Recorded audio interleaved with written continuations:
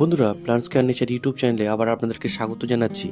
আগের দিন সিন্ডার এবং মাটির মিডিয়াতে যে গোলাপ গাছ দুটো প্রতিস্থাপন করা হয়েছিল, তো আজকে ভিডিও প্রতিবেদনের মাধ্যমে দেখানো হবে যে প্রতিস্থাপনের পরবর্তীকালে কী কী পরিচর্যা করতে হয়। তো চলুন বন্ধুরা, দেখে নেওয়া যাক যে কী পরিচর্যা আমরা করব। প্রথমত দেখুন, এই গাছটাতে কিছুটা গ্যাপ করে রেখেছি এবং আগের দিনে আমি এই গাছটাকে ভালো করে সিন্ডারগুলো ধুয়ে দেওয়ার জন্যে এই যে ভার্মি কম্পোস্ট আর যে মাইক্রোরাইজার যেটা দিতে হবে সেটা কিন্তু আমি দিইনি। পরের দিন আমি এই ভিডিওতে মাধ্যমে সেটা দেখাচ্ছি। তো কিছুটা গ্যাপ করে রাখা হয়েছে এবং এখানে দেখুন এই ভার্মি কম্পোস্ট কিছুটা দিয়ে দিচ্ছি এবং এইভাবে 2 মুঠো মতন ভার্মি কম্পোস্ট দিয়ে দিচ্ছি। আর এর সঙ্গে মাইক্রোরাইজার কিন্তু দিতে হবে। আর গাছটাকে ফাঙ্গিসাইড মিশ্রিত জলে কিন্তু অনেক সময় ধুয়ে নেওয়া হয়, কিন্তু আমি ধুয়ে নিইনি। তার কারণ হচ্ছে গাছের ওই শিকড়ে যদি আমি ফাঙ্গিসাইড দিয়ে ধুয়ে নিই তাহলে কিন্তু এই যে মাইক্রোরাইজার যেটা দেওয়া হচ্ছে, তো সেই মাইক্রোরাইজার কিন্তু ভালো কিন্তু কাজ করবে না। তো মাইক্রোরাইজারটা কিন্তু ভালো করে এরকমভাবে অল্প পরিমাণ দিতে হবে। 5 গ্রাম মতন মাইক্রোরাইজার দিয়ে দিলাম। দেখুন বন্ধুরা, এই মাইক্রোরাইজার কিন্তু দিতে হবে। আপনারা যে কোনো কোম্পানির মাইক্রোরাইজার ব্যবহার করতে পারেন। আমি এটা টাটা র্যালি গোল্ডের ব্যবহার করলাম। তো আপনারা যে কোনো মাইক্রোরাইজার কিন্তু দিতে পারেন। আর এর সঙ্গে যে পরিচর্যাগুলো এবার করতে হবে, তারপরে দেখুন যে এই যে দেওয়ার পরে উপরে একটু হালকা করে সিন্ডার দিয়ে এটা চাপা দিয়ে দেওয়া হলো। যেহেতু একটু এখন গরম বেড়ে যাচ্ছে, তো এই গাছটাকে হালকা একটু ছায়াযুক্ত জায়গাতে কিন্তু রাখতে হবে। আর আমরা যদি সাধারণত নভেম্বর থেকে ফেব্রুয়ারির যে লাস্ট পর্যন্ত করি, সাধারণত এটাই হচ্ছে গোলাপের সিনামিডের প্রতিস্থাপনের এক উপযুক্ত সময়। তো একদম লাস্টের দিকে যেহেতু করা হলো এটা জানুয়ারি শেষ বা এই ফেব্রুয়ারিতে, তো এই জন্যে এখন যেহেতু টেম্পারেচার একটু হেরফের হচ্ছে, তো এর জন্যে এটাকে একটু হালকা ছায়াযুক্ত জায়গাতে কিন্তু রেখে দেওয়া হবে। আর শীতকালে করলে কিন্তু এটা সাধারণত নভেম্বর ডিসেম্বর বা জানুয়ারিতে করলে এটাকে কিন্তু ফুল সানলাইটের মধ্যে রাখলেও কিন্তু কোনো সমস্যা হবে না। আর এর পরবর্তীতে কী কী খাবার দিতে হবে চলুন বন্ধুরা দেখে নেওয়া যাক। যে খাবারগুলো দিতে হবে, তো সেই খাবারগুলোর মধ্যে দেখুন যে জিনিসগুলো ব্যবহার করতে হবে। প্রথমেই 12-61-0 আমরা এটা কিন্তু ব্যবহার করব 7 দিন পরে থেকে। প্রথম 7 দিন আমরা প্লেন জল দেব, তারপরে কিন্তু আস্তে আস্তে 12-61-0 এর যে রুট ডেভেলপমেন্ট বা শিকড়ের ডেভেলপমেন্টের জন্য 12-61-0 এই দেখুন এই যে এনপিকে 12-61-0 সেটা কিন্তু ব্যবহার করতে হবে। এটা আপনারা শুধু ব্যবহার করতে পারেন প্লেন 12-61-0, আর না হলে ম্যাগনেসিয়াম সালফেটের সঙ্গে মিক্স করে ব্যবহার করতে পারেন। তো এর যে রেশিওটা কী হবে, 12-61-0 1 গ্রাম নিতে হবে।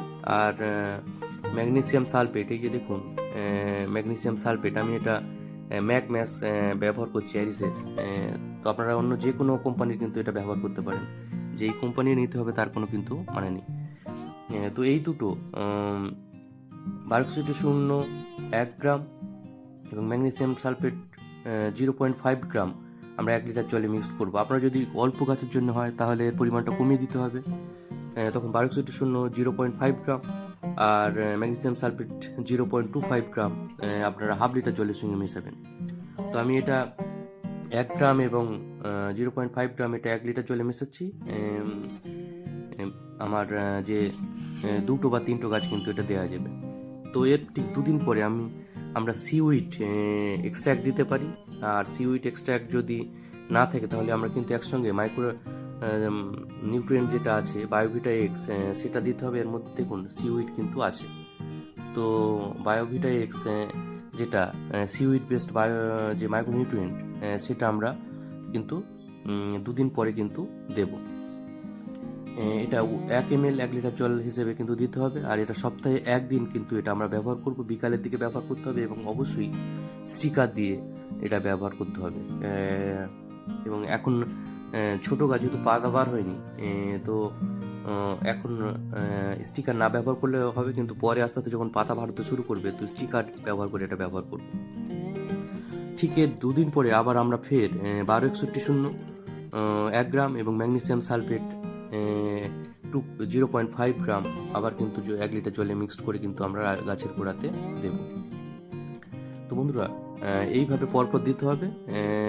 তারপরে এরপরে আবার ফের 2 দিন পরে আমরা ফের আবার যে হিউমিক অ্যাসিড আছে সেটা 1 গ্রাম এবং 1 গ্রাম রেডিও মিল্ক গোল্ড যেটা আছে টাটার সেটা মিক্স করে নিয়ে আমরা কিন্তু 1 লিটার জলে গুলে গাছের গোড়াতে দেব। তো বন্ধুরা এইগুলোই কিন্তু পরবর্তী সপ্তাহগুলোতেও কিন্তু একই রকমভাবে রিপিট হতে হতে যাবে 2 দিন পরে পরে পরে। আর এর মধ্যে বায়োভিটা এক্সট্রা কেবলমাত্র একবার করে সপ্তাহে স্প্রে করতে হবে, বিকালের দিকে গোড়াতে দিতে হবে। আর এরকম কচি পাতা বার হলে কিন্তু আমরা 0.5 ml ইমিডাক্লোপিড গ্রুপের যে কোনো একটা ওষুধ আমরা ব্যবহার করতে পারি। সেটা হচ্ছে এখানে দেখুন কনফিডার ব্যবহার করছে, যেহেতু এটি খুবই ভালো, তো আপনারা যে কোনো ইমিডাক্লোপিড গ্রুপের যে কোনো ওষুধ কিন্তু ব্যবহার করতে পারেন। তো এটা ব্যবহার করতে হবে সপ্তাহে 2 দিন এটা আমরা ব্যবহার করব, 3 দিন গ্যাপে। এটা বিকালের দিকে স্টিকার দিয়ে কিন্তু কনফিডারটা স্প্রে করতে হবে। আর এই কনফিডার দেওয়ার সঙ্গে সঙ্গে দেখুন যখন এই গাছের এই কচি লাল পাতাগুলো আস্তে আস্তে সবুজ হতে শুরু করবে, তো তখন আমরা কিন্তু এর সঙ্গে কাকা কিন্তু স্প্রে করতে হবে। আর একটা জিনিস বন্ধুরা, সবুজ পাতা যখন বার হচ্ছে তখন কিন্তু আমরা অল্প করে কিন্তু খোলের জল দিতে পারি। খোলের জল একদম অল্প পরিমাণ, তার সঙ্গে 1 গ্রাম 1261 1 লিটার জলে গুলে কিন্তু আমরা এটা ব্যবহার করব। আর খোলের জলটা সেটা 1 সপ্তাহ আগে কিন্তু পচিয়ে রাখতে হবে।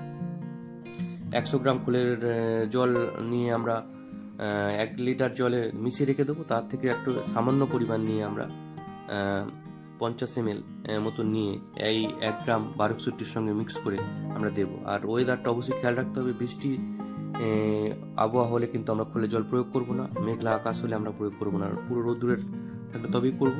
আর সিন্ডার মিডিয়া যদি ড্রাই থাকে তবেই কিন্তু আমরা ব্যবহার করব। এই জিনিসগুলো খেয়াল করে ব্যবহার করতে হবে। আর বন্ধুরা স্প্রে করার ক্ষেত্রে কিন্তু অবশ্যই খেয়াল রাখতে হবে যে যখন বড় গাছের ক্ষেত্রে মাকড় মাইটস প্রভৃতির আক্রমণ ঘটে তখন কিন্তু এরকম ভালো করে কিন্তু গাছটাকে সায়ারিং করাতে হবে, এবং নিচের দিক থেকে কিন্তু স্প্রে করলে মাকড় বা মাইটস কিন্তু খুব সহজেই কিন্তু গাছ থেকে চলে যায়। এই জন্য অন্তত 2বার করে আমরা গাছে কিন্তু সায়ারিং করব বড় গাছের ক্ষেত্রে। আর এই কাকা যে আছে কীটনাশক, জৈব কীটনাশক, সেটা কিন্তু আমরা সপ্তাহে 1 দিন কিন্তু ব্যবহার করতে পারি। সেটার অনুপাত হবে 1 ml 1 লিটার জলে কিন্তু আমরা ব্যবহার করব, এবং এটা অবশ্যই বিকালের দিকে স্প্রে করতে হবে।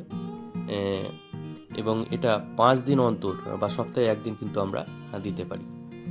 তো এইগুলোই হচ্ছে বন্ধুরা গাছ নতুন সিন্ডার নতুন গাছ প্রতিস্থাপনের পর পরিচর্যা। এইভাবেই পরিচর্যা করতে হবে গাছটাকে। তো বন্ধুরা ভিডিওটা ভালো লাগলে অবশ্যই চ্যানেলটাকে সাবস্ক্রাইব করবেন এবং প্ল্যান্টস কেয়ার নেচার ইউটিউব চ্যানেলের পাশে থাকবেন। তো এখানেই বন্ধুরা ভিডিওটা শেষ করছি। সবাই ভালো থাকবেন, সুস্থ থাকবেন। সবাইকে নমস্কার এবং ধন্যবাদ জানিয়ে ভিডিওটা শেষ করলাম।